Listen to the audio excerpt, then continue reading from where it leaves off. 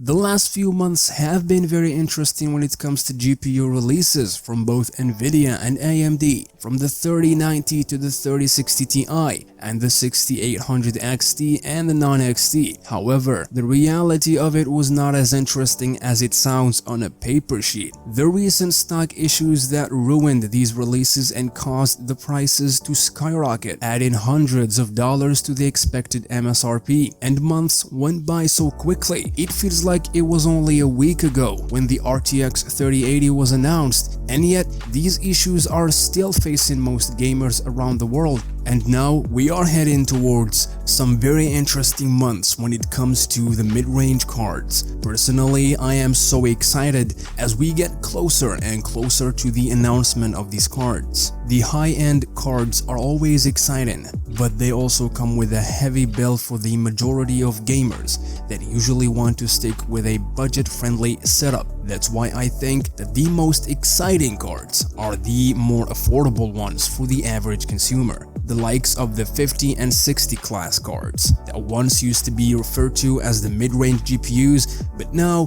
they're more of an entry-level kind of a card. And that's because of the pricing segmentation strategy followed by Nvidia. We all know that most people today are still rocking a 1080p monitor with a decent 1060 or a 580 or even a 480. These people are desperately needing an upgrade as we are heading towards a new generation of performance in general. So with that all being said, what do we know so far about these cards, specs, performance, and also release dates and prices? Let's get into it.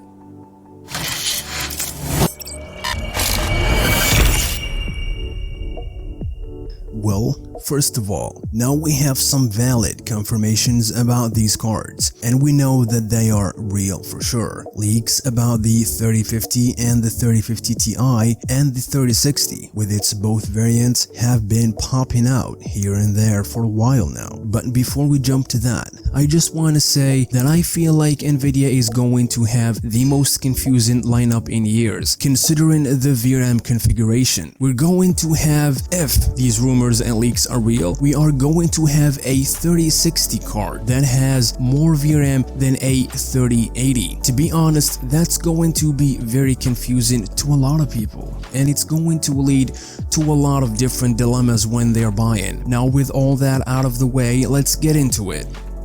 We're gonna start with the 3060. Like we said earlier, Nvidia is planning to have two versions of this card. These cards won't only come with different VRAM configurations, but they're also going to have different specs, making the 6GB version a bit slower than its bigger brother. Let's take a look at the 3060 6GB version. The 3060 6GB version is going to have 3584 CUDA cores, 28 ray tracing cores, 6GB of GDDR6 memory running at 14 gigabits per second across a 192-bit bus with a total board power of 130 watts. The RTX 3060 12GB version is going to have 3840 CUDA cores, 30 ray tracing cores, 12GB of GDDR6 memory running at 16 gigabits per second on the same 192-bit bus with a total board power of 170 watts. Seeing how the RTX 3060 performance was in comparison to the 2000 series, placing it right at the level of the RTX 2080 Super, we can imagine that the 12GB version of the RTX 3060 will be around the same level of performance of the RTX 2080 because it only has 1000 cores less than the Ti version and a slightly slower memory. Now let's take a look at the 3050 Ti. Now keep in mind that this card is still in a weird position because of the previous rumors. We thought it exists, but now we are seeing that the 3060 6GB version is taking the specs of this card, so maybe Nvidia is playing some game here with this card. We know that it uses the same GPU as the 3060, the Nvidia Ampere GA106. However, at first we believed that the RTX 3050 Ti had a total number of CUDA cores of 3,584 CUs, but later down the ramp of leaks and rumors, we found out that Nvidia plans to name this card as the 3060 6GB version, which has around 7% less CUDA cores than the 12GB 3060. I can say that the previous leaks about the 3050 are now the specs of the 3050 Ti, if we consider that Nvidia is playing around with their lineup to counter whatever AMD is having under their sleeves, but nothing is confirmed on this matter. However, these are the specs of the 3050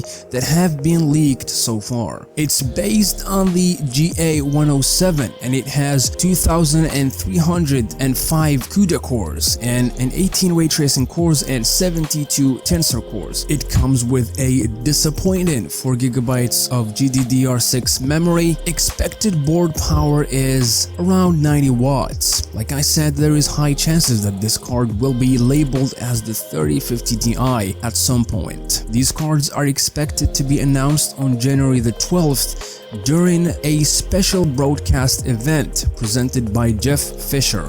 Now we're going to talk about the prices a little bit. Keep in mind that these numbers are just pure speculations based on Nvidia's past prices for this market. We also need to know that we can't assume these prices, or we cannot think about these prices without adding AMD to the equation. And that's the only way we can understand how Nvidia is planning to price and position these cards. So let's see the entire lineup so far and see what we have so far. We have the 3090 for around $1,500 and we have the 3080 for $700. We have the 3070 for $500 and the 3060 Ti for $400. If we follow this pattern, then it's clear that the original plan for the 3060 is to have it with a 6GB of VRAM and ship it with a price tag of $300, and with zero doubts in my mind, I can say that the 12GB model was never meant to be real, it was never planned, and the same can be said about the 3080 Ti and the 3070 Ti. It's clear that these cards are a simple reaction to AMD's impressive products so far. We also know that AMD is going to release the 6700 XT and the 6700 non-XT with a 12GB of VRAM. And seeing how aggressive and competitive AMD have been lately, you can say that the prices of these cards are going to be aligning with the same aggression. So I think that there is very high chances that we'll see these two cards with a sub $400 price tag on them, maybe $350 or even $320 for the non-XT model. So that might put Nvidia in a very tough spot, seeing that its both options for this market are going to be a bit more expensive than the competition and slightly less impressive because of the VRAM deficit. In 2018, Nvidia launched the 2060 for $350, and a year later we saw the 2060 Super for $400. And when I see these numbers, I can only assume that the original plan has always been to position the original variant of the 3060 that comes with 6GB of VRAM at the $350 price point, and the 8GB Ti variant at the $400 price point. But because of AMD, we are now seeing this slightly faster 3060 with 12GB of VRAM that was never planned in the first place, taking the spot of the original one, giving Nvidia a chance to put the 6GB 3060 at the $300 price point, creating some room to be more competitive. This makes all the sense to me. Now we're going to take a look at the 3050 and the 3050 Ti. I personally think that the 3050 Ti will be a 250 card, replacing the 1660 Ti in this market price-wise. And when it comes to the 3050, a lot of people are expecting it to be $150, but I don't see that to be happening at all, to be honest.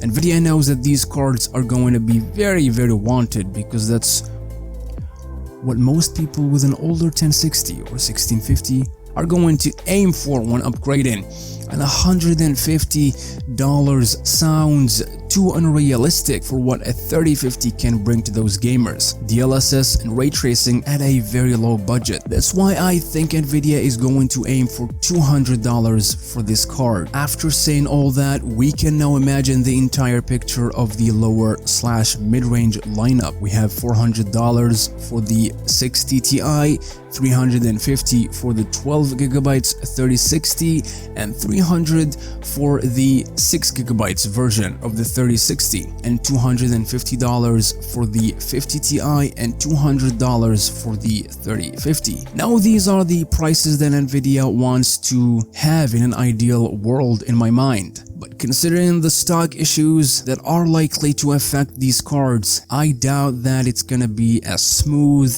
as it should be. But eventually it's gonna get to that point. And that's not the only thing that Nvidia is going to have to keep an eye on. AMD still has some interesting products under its sleeves, the 6600 XT and the 6500 XT, competing directly with Nvidia at every price point, assuming AMD is aiming for a similar pricing strategy, which means that Nvidia cannot mess it up this time and hope for another crazy release to fix the problem like they're gonna do with the 70 Ti and 80 Ti. Nvidia has to do this right from the start, and I have to say that Nvidia is very comfortable with competing in the low-end market. Not the same can be said when it comes to the high-end market. Nvidia is very used to compete with AMD at the low/mid-range level, so AMD needs to be the one pushing the limits and be more aggressive than ever. And if that happens, are we going to see Nvidia going old style, bringing the 3060 to the 250 price point, or even the 280? I'm just talking about the 6GB model, which might result in pushing prices a little bit down for the entire stack. It's a very exciting idea to think about and consider. To be honest, I am so excited for these cards and these events, and finally see some mid-range cards that have the potentials to be worth it. The only disappointing factor of this entire situation is the stock issues and the prices going way beyond the MSRP, but hopefully these problems will be resolved. Thank you very much for giving me your time and giving this video a chance, and we'll see you again in another video.